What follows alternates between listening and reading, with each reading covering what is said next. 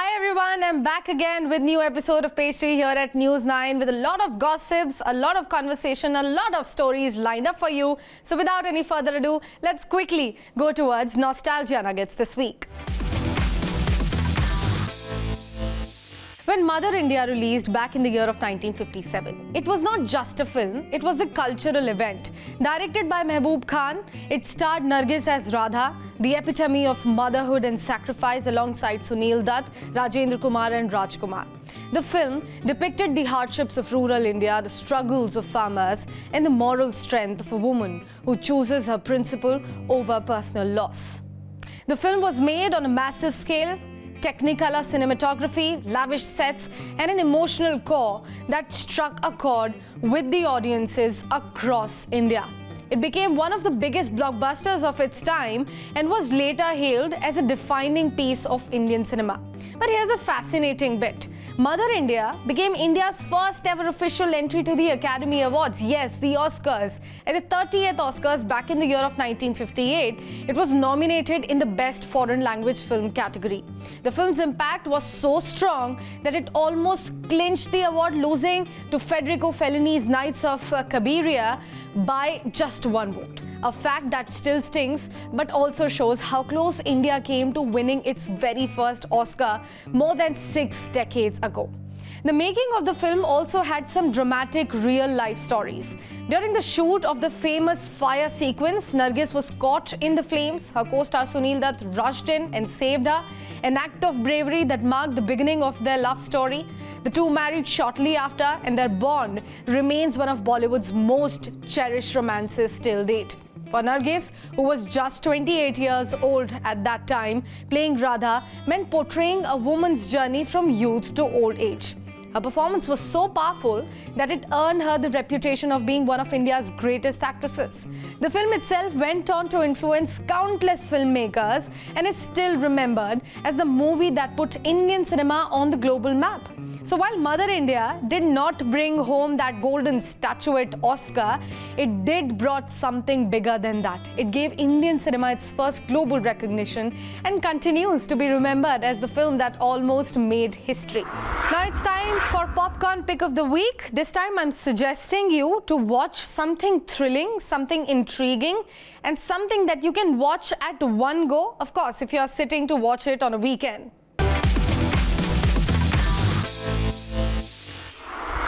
Prime Video's The Girlfriend is a gripping 6-episode psychological thriller that dives deep into maternal instincts, jealousy, and manipulation. Adapted from Michelle Francis's novel, the story follows Laura, being played by Robin Wright, her son Daniel, being played by Laurie Davidson, and Daniel's ambitious girlfriend, Cherry, being played by Olivia Cooke. When Cherry enters their lives, Laura becomes increasingly suspicious, questioning whether Cherry is manipulative or if her own insecurities are clouding her judgment. Robin Wright delivers a compelling portrayal of a mother torn between love and paranoia, while Olivia Cooke brings depth and nuance to Cherry's ambitious yet vulnerable character. Laurie Davidson anchors the drama as Daniel, caught between two strong-willed women, one is mother, one is girlfriend. The series effectively builds tension through its layered perspectives, exploring themes of class, identity, and complex family dynamics. Critics have praised the show for its engaging story and strong performances, with Rotten Tomatoes giving it an 86% approval rating. While the plot occasionally stretches credibility, viewers are drawn in by the performances and, of course, the twisted, suspenseful narrative here. The Girlfriend is a must-watch for fans of character-driven thrillers, offering a fresh and unsettling look at modern relationships. Now it's time to bring you the top headlines from the entertainment world with our entertainment wrap of the week. Let's take a look. Ravi Teja's Maas Jathara finally has a release date. The makers announced on Wednesday that the much-awaited film will hit theatres worldwide on October 31st. Justin Baldoni shared a life update amid his legal battle with It Ends With Us co-star Blake Lively. Speaking to TMZ on September 29th, the 5 feet apart filmmaker reflected on staying positive when quizzed by reporters at Los Angeles airport. Speaking on Deepika's 8-hour working demand, Rani Mukherjee noted that while flexibility in working hours is essential, the pressure on women remains significantly different from their male counterparts. Allu Arjun's brother Allu Sirish has announced his engagement to Nayanika with a note to mark the birth anniversary of his grandfather, Allu Ramalingaya. Nicole Kidman-Keith Urban separation after 2 decades of marriage has grabbed headlines. Keith had earlier addressed a rocky period in their relationship. Shah Rukh Khan has become a billionaire according to Hurun India Rich List 2025. The superstar has a net worth of 12,490 crore rupees. Bigg Boss contestant Abhishek Bajaj's ex-wife Akansha Jindal opened up about their divorce, citing his infidelity and attempts to limit her career in a recent interview. According to reports, Tiger Shroff is set to make his international debut as he is in talks to star alongside Sylvester Stallone and Tony Jaa in an action film. Fans of Bridgerton are eagerly awaiting season 4. Netflix has confirmed that the new season will release in 2026, but the exact month remains a mystery. US pop star and actress Selena Gomez has married beau music producer Benny Blanco in a cozy ceremony in California. Hi everyone, speaking to this episode of Page 3 here at News 9 with me is my absolute favorite, somebody who I have texted at least 100 times complimenting the performance he showed us in Mardani.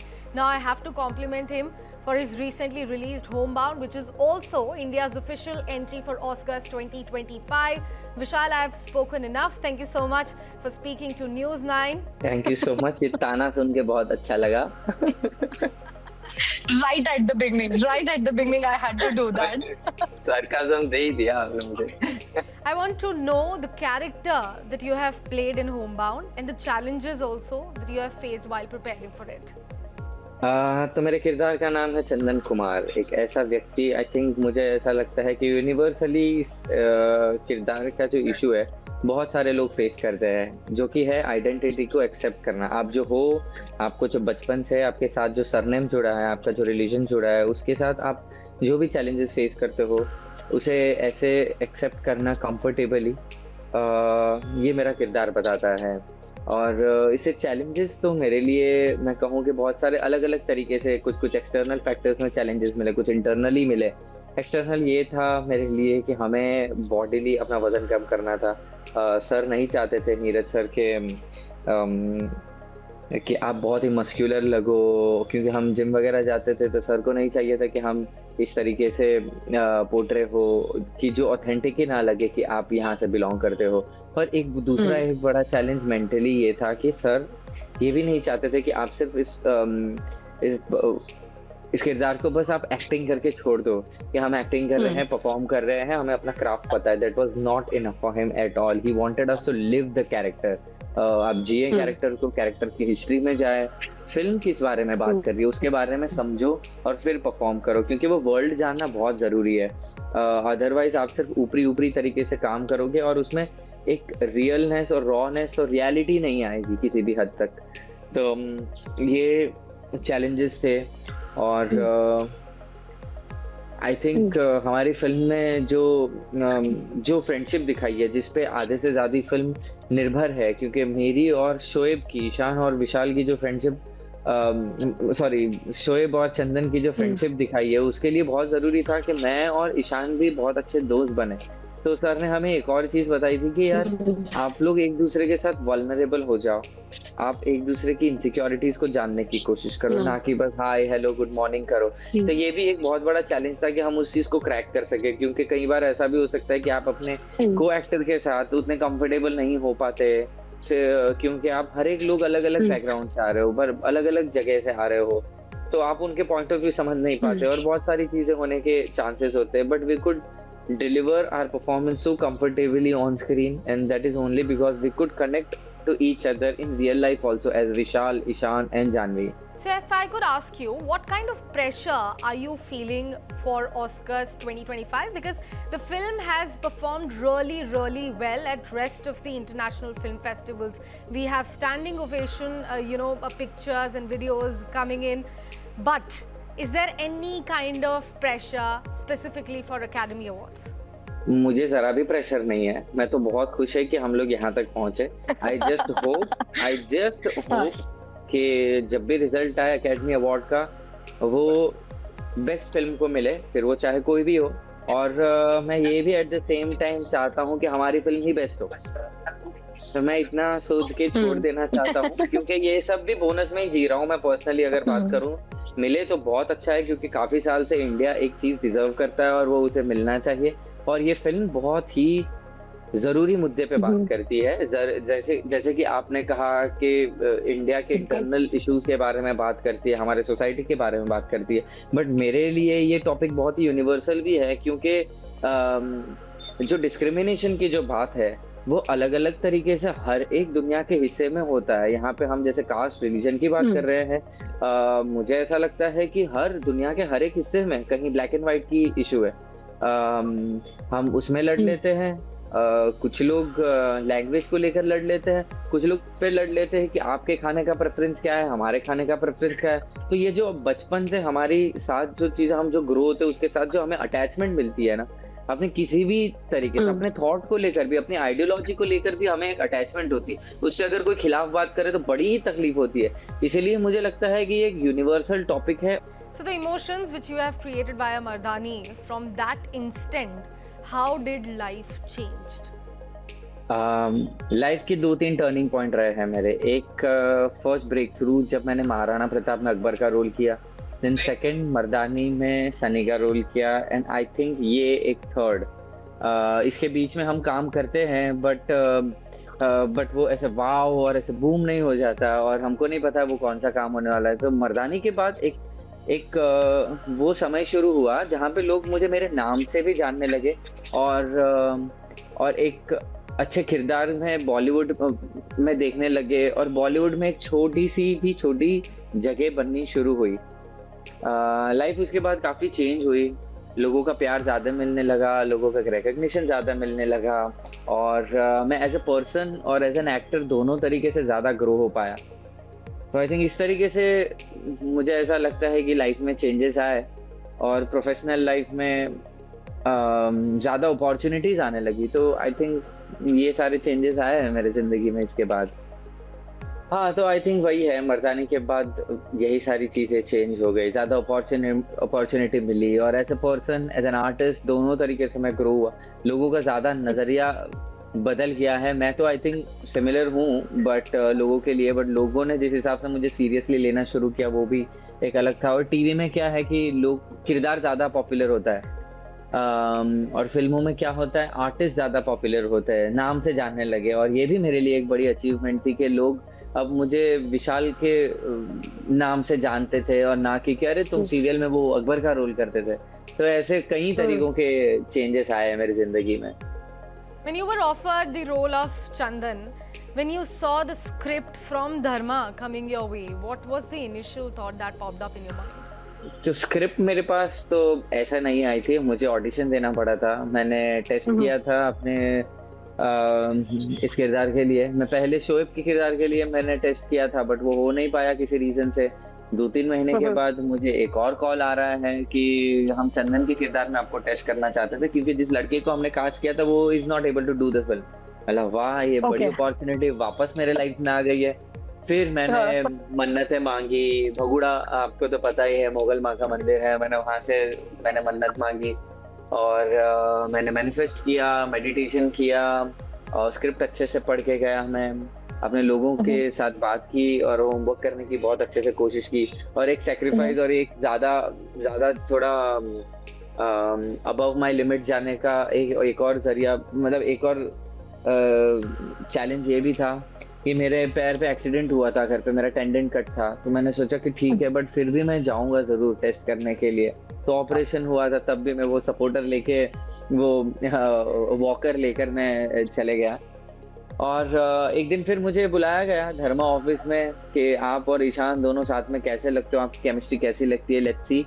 और वो मैंने देखा, and then I think Karan Johar को भी लगा होगा कि he is perfect fit for the character of Chandan Kumar, और उन्होंने कास्ट किया। तो जब फिल्म फर्स्ट टाइम पढ़ी तो समझ में आया कि इस किरदार की जर्नी बहुत बहुत अमेजिंग है, और फिर नीरज सर से बात की और जितना मैं समझ पाया था उससे ज्यादा गहराई से मैं समझ पाया कि एक जर्नी है अपने आप को एक्सेप्ट करने की, अपनी आइडेंटिटी हाँ। को कंफर्टेबली एक्सेप्ट करने की, और कभी कभी इस प्रोसेस में सालों लग जाता है। और फिर भी हम इस प्रॉब्लम को ही समझ नहीं पाते कि हम जो भी इशू फेस कर रहे हैं उसमें कहीं ना कहीं खुद को एक्सेप्ट करना होगा, हम क्या है, कहाँ से आते हैं। तो मैं खुद भी अपने आप को बहुत तरीकों से एक्सेप्ट कर पाया हूँ, और चंदन की जर्नी इसीलिए मेरे लाइफ में हमेशा बहुत स्पेशल रहेगी, और एक अलग ही स्पेस रहेगा चंदन के लिए हमेशा।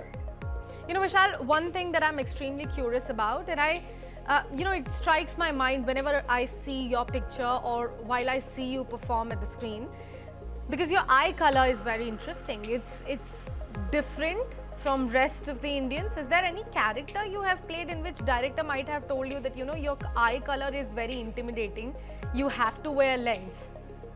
ये फिल्म के लिए ही ना, चंदन के लिए मैंने लेंस पहना। हाँ, चंदन के लिए लेंस पहना है, सलाम वेंकी में भी मैंने लेंस पहना है, और ये मुझे अच्छा लगा लेंस पहनवा के भी लोगों ने मुझे कास्ट किया, क्योंकि एक समय ऐसा था लोग कहते थे अरे विशाल की आंखें ऐसी है ना, हरी हरी ग्रीन ग्रीन आंखें हैं, इसीलिए इसको ज्यादा कैरेक्टर मिल जाता है, ज्यादा रोल मिल जाता है। तो मैंने बोला भाई मेरी परफॉर्मेंस की भी तो तारीफ करो, ऐसा नहीं है कि सिर्फ आंखें ही करती हूँ, मैं भी तो कुछ करता हूँ। तो अभी ये बात का मुझे वैलिडेशन मिल गया कि देखो लेंस पहनवा के भी लोग मुझे कास्ट करना चाहते हैं। बट लगता तो है एक स्टीरियोटाइप बन गया है कि ग्रीन आंखें मतलब नेगेटिव रोल, और क्योंकि नेगेटिव रोल की, हाँ ग्रीन आंखें नेगेटिव रोल, और पर्सनल लाइफ में भी लोगों को लगता है कि हरी हरी आंखों वाला लड़का है मतलब बड़ा कमीना होगा जिंदगी में। बट जो मुझे जानते हैं पर्सनली उन्हें पता है कि मैं कैसा हूँ, कितना कमीना हूँ या कितना नहीं हूँ, अभी उन्हीं को पता है। And scary in nature. I want to ask you, did you also get that kind of hate? How did you come out of that character? I have often heard actors saying that when you are given a negative character, when you prepare for that role, you go in that zone, it's very difficult to come out of that. तो ये एक है industry का छोटा सा sad truth के किरदार में जाने के लिए तो आप लोगों को, आपको सब हेल्प करते, बाहर निकलने का रास्ता आपको पता नहीं है। और वर्कशॉप इतने हैवी होते थे कि मेरा सर दुखता था, एक्चुअली लिटरल सेंस में मेरा दिमाग काम नहीं करता था, और घर पे भी मैं कुछ अजीब ही बिहेव करता था। मेरे मम्मी, मेरा भाई, मेरी बहन लोग बोलते थे कि विशाल तू अपनी सोल को नहीं बदल सकता, तो don't try to change that. But मैं समझता नहीं था ये बात को, क्योंकि मैं भी इतना पागल था, और मुझे वो एक जो मौका मिला था कि टीवी इंडस्ट्री से अब आपको बड़ी फिल्म मिली है, वो कास्ट कर दिया गया, और इतनी शोल्डर पे रिस्पॉन्सिबिलिटी है, यशराज में डेब्यू मिल रहा है, सामने रानी मुखर्जी मैम है, अब कैसे करोगे आप? तो आप कोई 1% भी कसर छोड़ना नहीं चाहते हो, और वो बड़ा प्रेशराइजिंग था मेरे लिए। बट देखिए, अगर मैं आज यहाँ पे बैठ पाया हूँ, आपके साथ इंटरव्यू कर रहा हूँ, वो इसलिए क्योंकि मर्दानी में वो रोल हुआ था, वरना क्या पता आज ये धर्मा की ये फिल्म मेरी लाइफ में होती भी कि नहीं, और मुझ पे भरोसा किया जाता भी कि नहीं।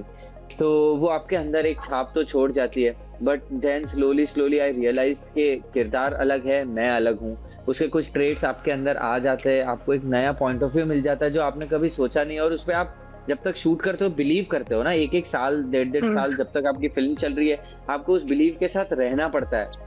तो sometimes it gets very difficult to come out of that zone, out of that believe system. और कई किरदार अच्छे भी होते हैं, यही हमारी जॉब का इंटरेस्टिंग पार्ट भी है कि यार चंदन के रोल से जो मुझे मिला, अपने आप को ज्यादा एक्सेप्ट कर पाया, वो उस रोल से ही मिला है। तो यही है कि हम छोटी सी जिंदगी में अलग अलग तरीके के रोल करते हैं, और वही एक अलग अलग किस्म की जिंदगी जी सकते हैं इस छोटे से टाइम स्पैन में। और यही एक एक्टर का एक प्लस पॉइंट भी है, एट द सेम टाइम यही नेगेटिव पॉइंट भी है। I want an answer from you, Vishal, because I have seen some of the interviews that you have given when you were promoting Homebound, when the film participated in multiple international film festivals. I want to ask you, because we saw a recently released series that speaks a lot about how Bollywood exactly functions. I want to ask you, as somebody who is a prominent part of the entertainment industry, do you think that star kids do get some sort of upper privilege than an outsider, and is it that intimidating when you enter a Dharma's building? देखिए मुझे एक तो पहले ये words थोड़े ज्यादा ही heavy और बहुत समटाइम्स थोड़े नेगेटिव भी लगते हैं, नेपोटिज्म, आउटसाइडर। इससे हम लोग क्या कर रहे हैं, कहीं ना कहीं अनजाने में इंडस्ट्री को दो हिस्सों में बांट रहे हैं। डिवाइड कर रहे हैं। हाँ, डिवाइड कर रहे हैं कि ये नेपोटिज्म है, ये नेपो किड है, ये सारी चीजें बातें होती रहती है।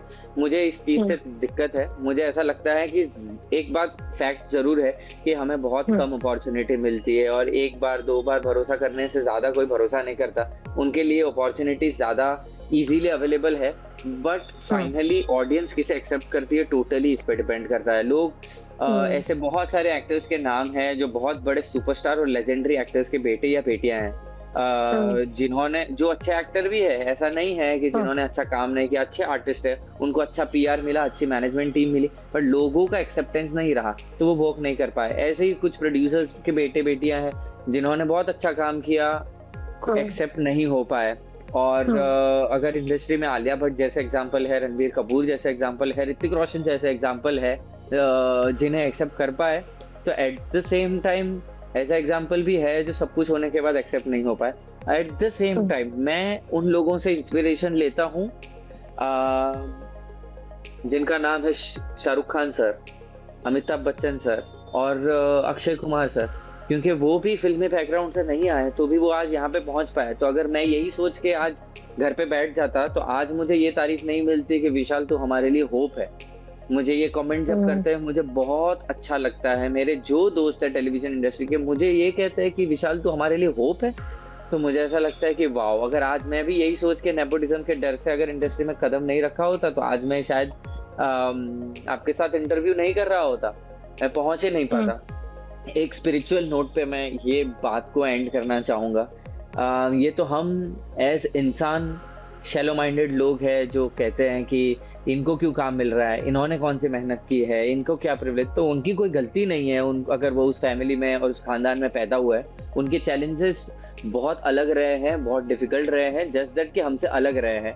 और एक गुजराती कहावत है, आपको जानते होंगे, कीड़ी ने कण और हाथी ने मण। मतलब चींटी कितना खाना खाती है, बहुत कम। चींटी बहुत कम खाना खाती है फिर भी वो भूखी नहीं मरती, उसको अपने समय पे उसका खाना मिलता है। और हाथी कितना खाता है, उसको भी अपने समय पे अपना खाना मिलता है। तो जिसको जितनी जरूरत है उसको उस समय पे उतना मिल ही जाता है। तो मैं वो भरोसा करता हूँ और मुझे कोई भी फर्क नहीं पड़ता, और ना ही मैं इनसिक्योर होता हूँ नेपोटिज्म या मैं किसी, जैसे मैंने जिन भी लोगों के साथ काम किया जो फिल्मी बैकग्राउंड से ताल्लुक रखते थे, मुझे जरा भी डर नहीं है कि कोई मेरी लाइमलाइट ले लेगा, मेरी जगह ले लेगा। कोई मेरी जगह कोई नहीं ले सकता, मैं बहुत सेफ हूँ, मुझे कोई डर नहीं है इस बात का। Breaking the stereotype out of a negative character that you have played often in the projects that you have done, how did you break the stereotype when you switched from television to film industry? Were there any underlying challenges over there? मुझे ऐसा लगता है मैंने इसके लिए सिर्फ simple से इतनी चीज की है कि जो मेरे रास्ते में चीजें आई उसको मैंने प्यार से वेलकम किया, और उस जगह पे उस मोमेंट पे जितना बेस्ट दे सकूं मैंने दिया, और उसके बाद मैं भूल गया। ये मेरा फॉर्मूला बहुत सालों से, मर्दानी के महाराणा प्रताप के बाद से ही मैंने इतना शुरू कर दिया है कि जो चीजें आए बेस्ट दो और भूल जाओ, क्योंकि मैंने बहुत बार अटैचमेंट रखी है, ये होगा ये नहीं होगा। तो it was not planned, to be very honest, it was not planned कि मैं अब सीरियल से ब्रेक लेता हूँ, अब मैं फिल्मों में काम करता हूँ, जबकि मुझे ये इम्पॉसिबल लगता था। मुझे ऐसा लगता था मैं फिल्म में जिस तरीके की एक्टिंग होती है मैं कभी कर ही नहीं पाऊंगा, बट लोगों ने मुझ में वो चीज देखी, शानू मैम ने मुझ में देखा, जबकि मैं बड़ा ही अंडर कॉन्फिडेंट और वैसा पर्सन लगूंगा आपको जब इन दिनों आई डोंट नो, क्योंकि जो सक्सेस मिला है उसका थोड़ा एक कॉन्फिडेंस बूस्ट मिला है मुझे, बट अदरवाइज मैं जब मर्दानी वगैरह के लिए टेस्ट करने जाता था मैं बड़ा अंडर कॉन्फिडेंट और डरा हुआ सहमा हुआ सा लड़का था। बट शानू मैम में ये फर्क थी, तो मैं उनको धन्यवाद देना चाहूंगा कि उन्होंने मुझ पर भरोसा किया और इतनी बड़ी अपॉर्चुनिटी थी। ये शिफ्ट जरूर होता है, बट मैं इसी के साथ ये कहना चाहता हूँ कि किसी भी एक्टर को, कि ये सीरियल एक्टर है, ये फिल्म एक्टर है, वेब सीरीज एक्टर है, थिएटर एक्टर है, नुक्कड़ नाटक करता है, छोटा आर्टिस्ट बड़ा आर्टिस्ट, ऐसे नजर से ना देखे। मैं पहले भी शायद इतना ही डेडिकेटेड होता जब मैं घर पे बैठा था और रोता था, सेल्फ डाउट करता था। आज भी शायद मेरे अंदर और बहुत ज्यादा कैलिबर होगा जो लोगों ने नहीं देखा है, जो कल उठ के जब देखेंगे तब वाह वाह करेंगे। तो आई रियली वांट कि लोग एक बार भरोसा करके देखे, एक्सपेरिमेंट करके देखे और इजी कास्टिंग के जोन में ना चले जाएंगे। अरे विशाल ओ नेगेटिव कैरेक्टर कर लेगा बेस्ट है। कुछ वो पॉजिटिव करेगा, गांव के रोल करेगा, बेस्ट है। ये जोन में रखो। नहीं, ऐसी बहुत सारी चीजें मेरे अंदर है जो उभर के बाहर आना चाहती है। मैं चाहता हूँ कि लोग एक बार ट्रस्ट रखें और मुझे दूसरे रूप में देखने की कोशिश करें। Last but not the least, Vishal, I would love to know what's in the bag post Homebound. मैंने कुछ चीजें शूट की है, वो शायद बाहर आएगी, और बाकी मैं स्क्रिप्ट पढ़ रहा हूँ, नरेशन ले रहा हूँ। लेट्स सी क्या सिलेक्ट कर पाता हूँ और क्या मेरे नसीब में लिखा है। And I would like to wish you luck for all of those projects. But first up, I would want you and Team Homebound to get that golden statuette home. And all the very best. Thank you so much for speaking to News 9. It was a lovely chat. It's a tick mark to my bucket list because I'm a huge fan. Thank you so much Thank you. for getting the time out and speaking to us. All the very best for Oscars 2025.